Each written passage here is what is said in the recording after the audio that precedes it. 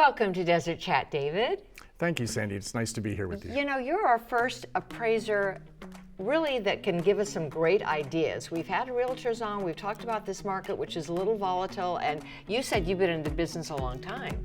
I was first licensed in 1991 as a real estate agent, in 92 as a appraiser.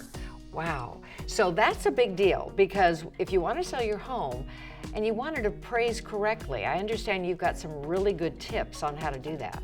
Well, what I would tell anyone is make sure the health and safety issues are taken care of. If the swimming pool is empty, make sure there's water in it. Make sure your water heater is double strapped. Make sure you have your smoke detectors and your carbon monoxide detector installed, as well as what we call the wall plates, the switch plates around the switches and the plugs. Wow, that makes sense. So those are just areas that appraisers will mark off for then. That can slow your deal down because then the appraiser will have to come back and make sure it's done. That's a really, really good tips. And then what about the fact that so many of us are now going online? It seems to be so easy to scroll through our phones and look at properties. Do you recommend that? I think shopping for a home online and shortlisting the number of properties that you want to see is a good idea.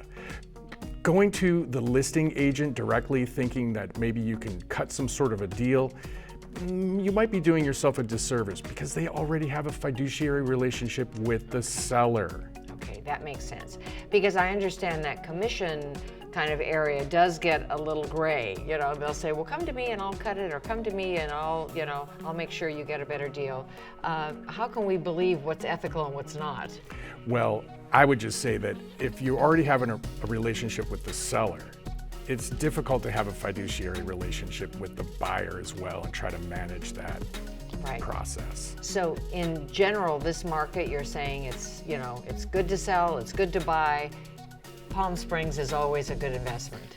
Palm Springs has been a solid investment. Everything that I've been seeing over the last several years tells me that there's a little bit of a lack of inventory. However, the prices seem to be increasing.